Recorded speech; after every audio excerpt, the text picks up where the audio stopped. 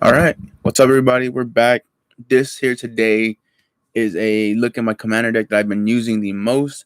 It is with Wylith Solo Steel right here.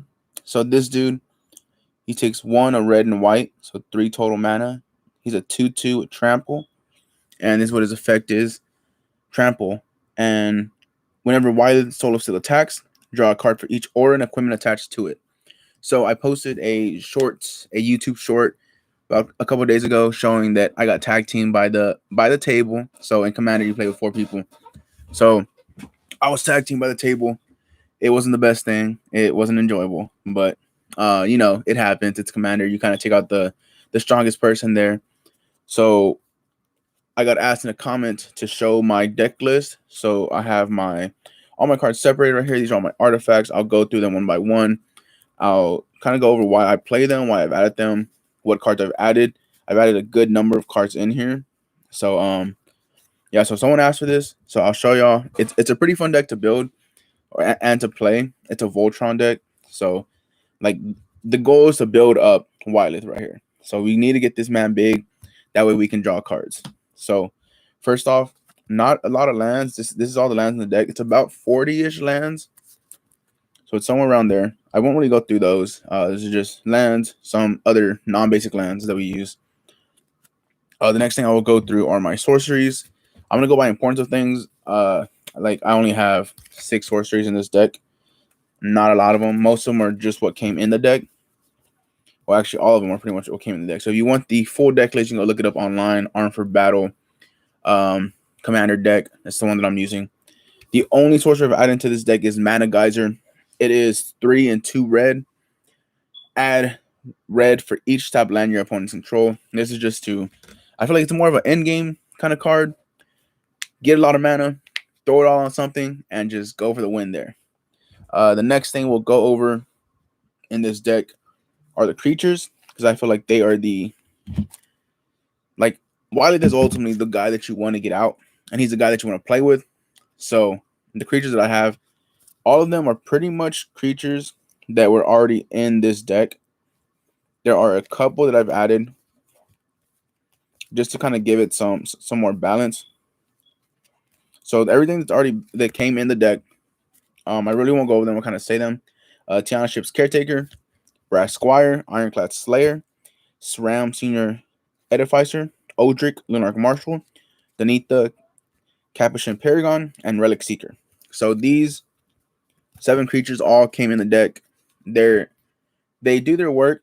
I like most of them. Odric and Danita are for sure the 2 that I use the most, along with the Brass Squire.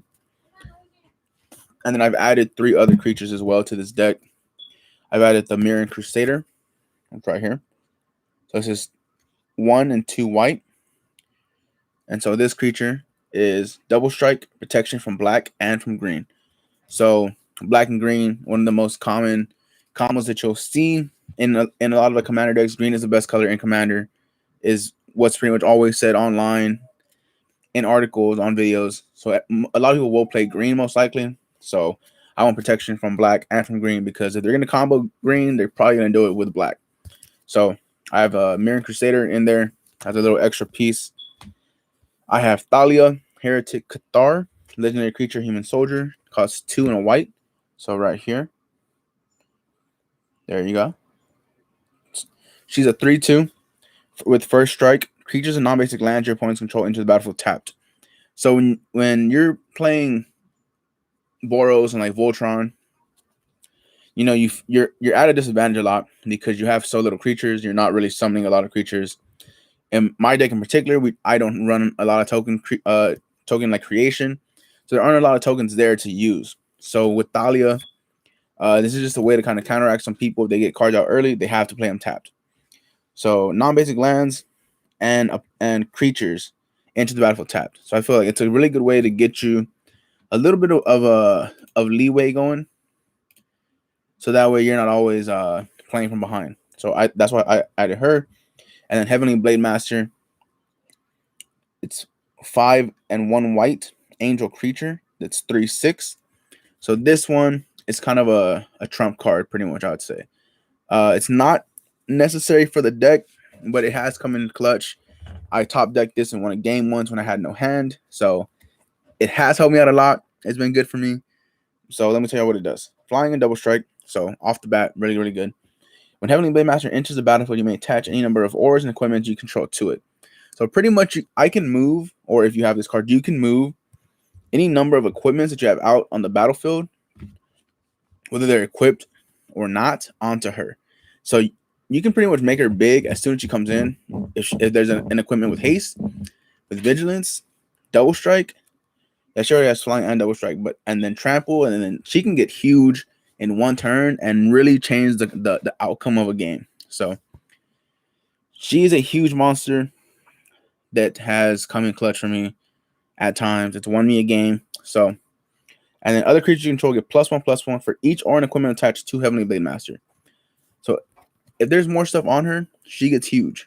So, and then other creatures in your battlefield also get bigger. So those are my creatures right there. Next, I will go over these artifacts. Two of them come with the deck. Soul Ring, Bros Signet.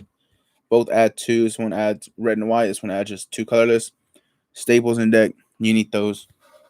But the one that I added, so some of these cards I've added because I see them in my friends' decks. We play pretty much 2, maybe 3 times a week now. And we get usually about 3 to 5 games in every week. And Commander games run pretty long, an hour and a half, 2 hours. So I'll see other cards. If they are compatible with my deck, I'll try and throw them in. So this one I feel like is one of the most compatible. Venser's Journal. It's an artifact that costs 5 to cast. So I'm going to tell you what this does right here. You have no maximum hand size. And Wylith lets you draw cards for each aura and equipment on him. Instead of discarding those cards, boom. Keep them in your hand. And then at the beginning of your upkeep, you gain 1 life for each card in your hand. So you can get a lot of life with this. This is really, really good. I think this is probably a must run in this deck if you're drawing cards, if you're attaching equipment onto Wylith. That card is so, so good.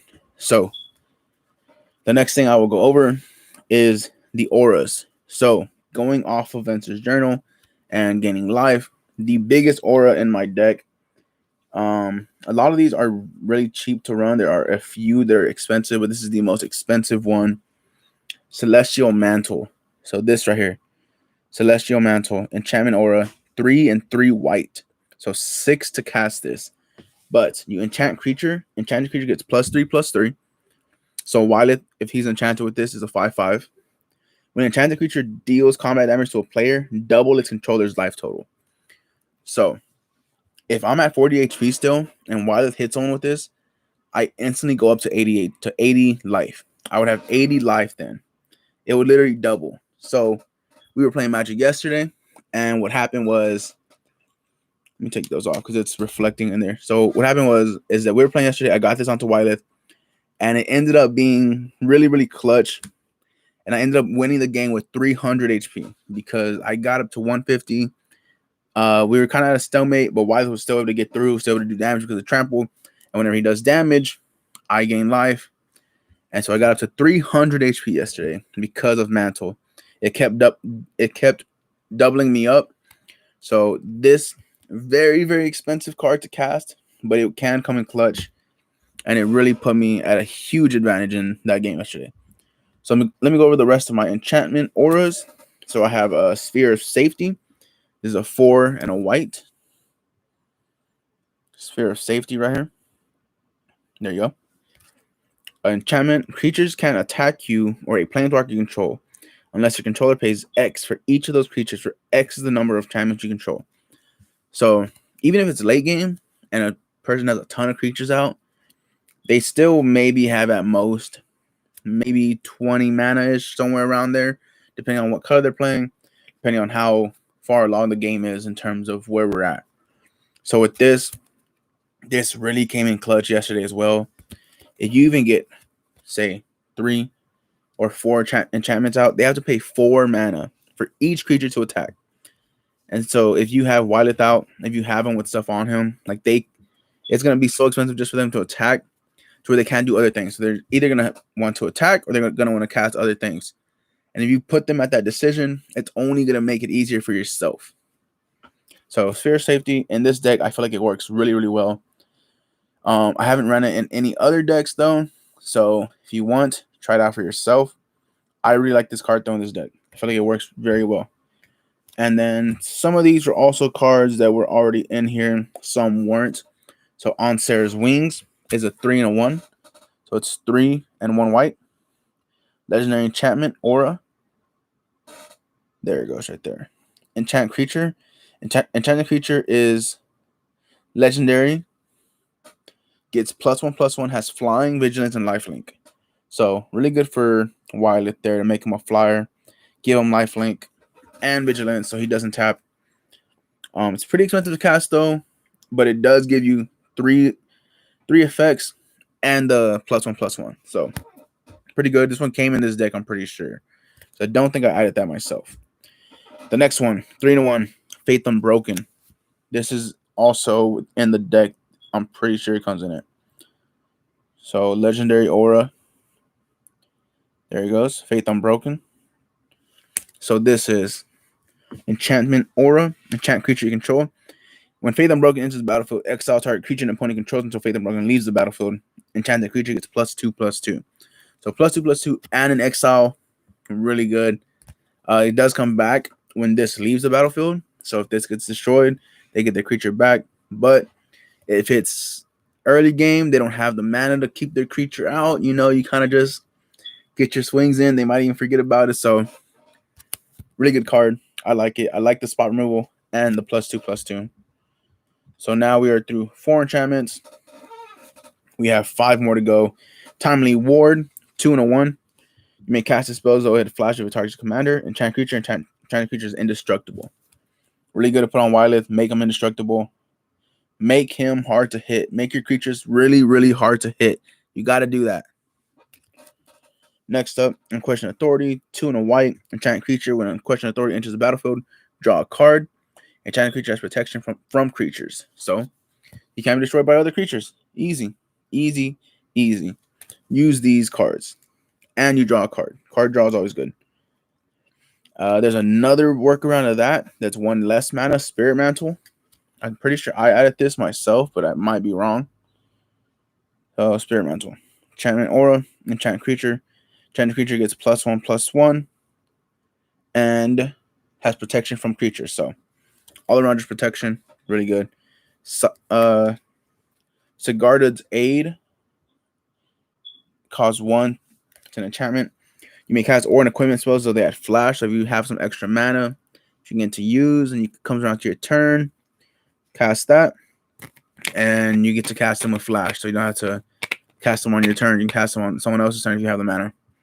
Whenever an equipment enters the battlefield under your control, you may attach it to target creature control, and it gets away of the attachment cost. So this is something that can come in clutch for you because it can attach for you as long as it's on the field.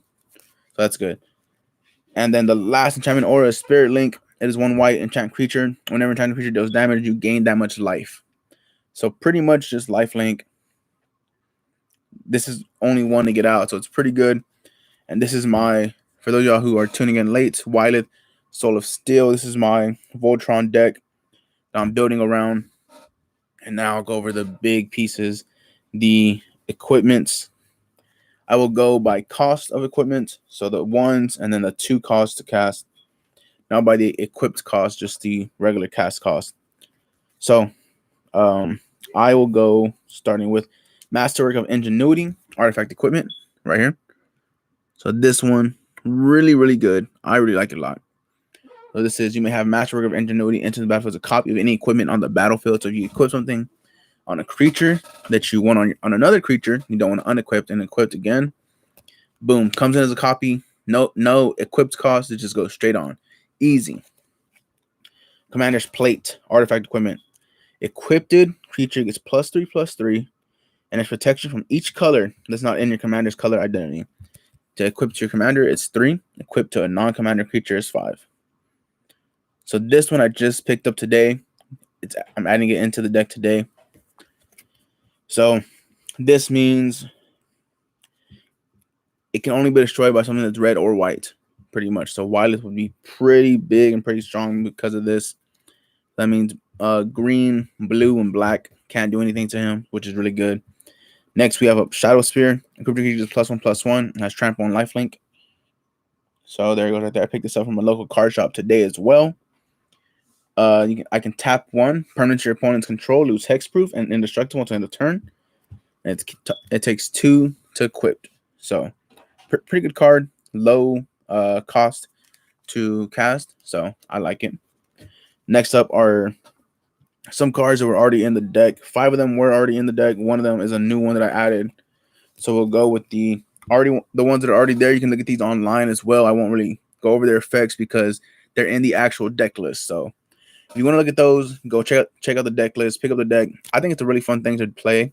I'm new to Magic. I've been playing for 4 months. Everyone says that red and white is the worst color to play. It's the hardest to play. But I've had fun with it. It's been a great time. I enjoy it. So these are the 5 that came in the deck. I will say their names. That way you know what they are. So Black Blade Reforged, Legendary Artifact Equipment. Creature is +1/+1 for each land you control. Can get you pretty big, pretty quick. Hero's Blade, equipped creature gets +3/+2. Whenever a legendary creature enters the battlefield under your control, you may attach Hero's Blade to it. So if you already have this out on the field, you can cast Wyleth. He's a legendary. Boom, auto equips +3/+2. That's really good. Mask of Avacyn. Equipped creature gets +1/+2 and has hexproof. Which is can the target spells or abilities your opponent controls, protect your commander. And then Ring of Thune and Ring of Valkus. Thune gives vigilance, Valkus gives haste, and then each one gives you a +1/+1 if this one is attached to white, this one is attached to red. He is both, so if you have both of these on him, he gets +2/+2 every single upkeep, or every one of your upkeeps. So these are really, really good as well. And then the last 2 costs to cast is Lightning Greaves, the artifact equipment. Equipped creature has haste and shroud. The equip cost is 0. So really good. And shroud it can be the target of spells or abilities. Same as hexproof. So really, really good. I recommend fully use it, please. Let me.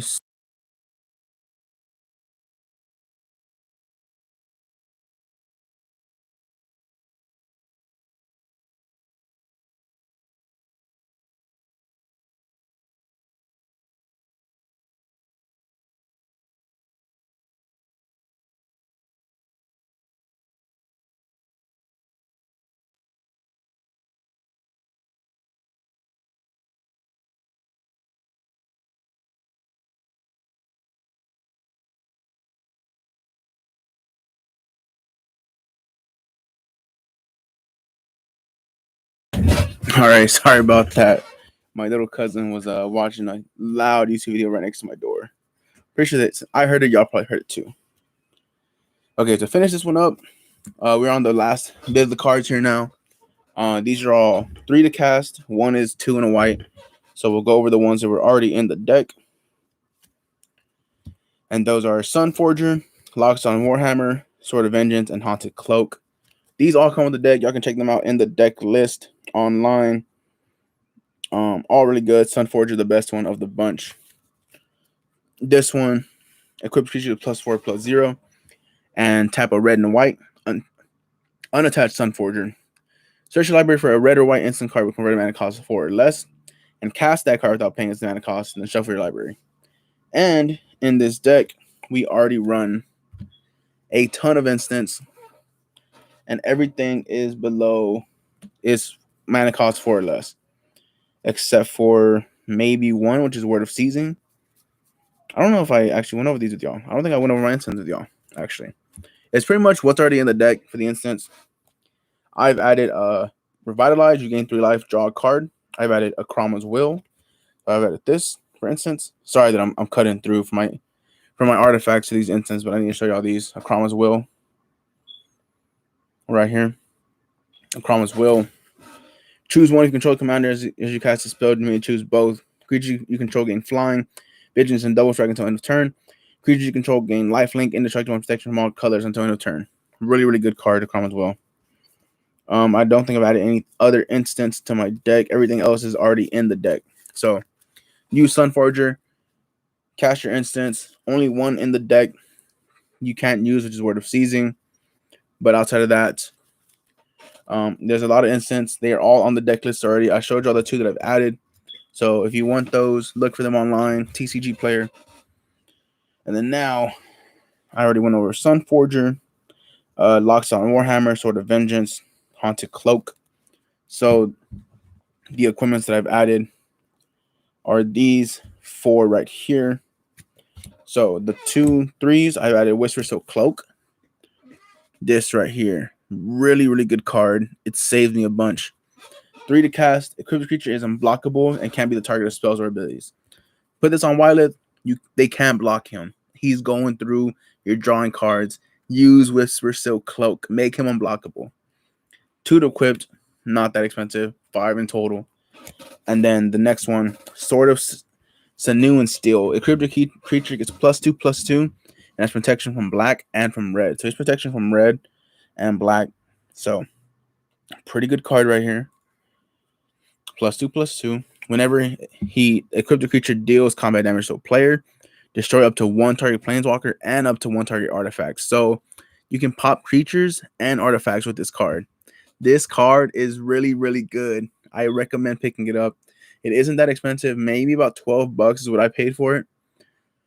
I do want to get Sword of Feast and Famine, but that is a $70 card. So maybe not today, but we will try and go get that eventually. So yeah, these 2. And then I'll show you the next 2 that I picked up that have really been good. Maul of the Skyclaves. When Maul of the Skyclaves enters the battlefield, attaches to target creature control. So it auto-equips once you cast. Equipped creature gets +2/+2 and has flying and first strike. This is it. Maul of the Skyclaves. This one is a hollow extended art. So pretty nice looking card. I like it a lot. Gives you flying, gives you first strike, auto-equips, +2/+2. A really, really good card. I like it a lot. And then the big one, the one that I probably like the most in this deck, it costs 4 to cast, 4 to equip, Hammer of Nazan, legendary artifact equipment. Whenever Hammer of Nazan or another equipment enters the battlefield under your control, you may attach that equipment to target creature you control. So this lets you auto-equip when it's on the field.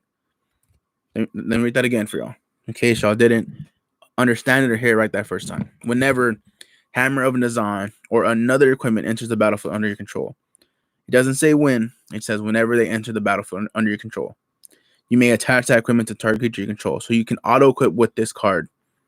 And equip the creature gets +2/+0 and has indestructible. Hammer of Nazan. This one I picked up at a local card shop. I don't remember how much I paid, maybe $10 for it. It could be less or more. I'm not sure what I really paid for it. But this one, that's how I got that huge stack of cards on Wylith, was with Hammer of Nazan. I auto-equipped everything because of this card. So with that being said, that is the full deck rundown. I will leave it at that. I don't have the graphics to put up anything right now.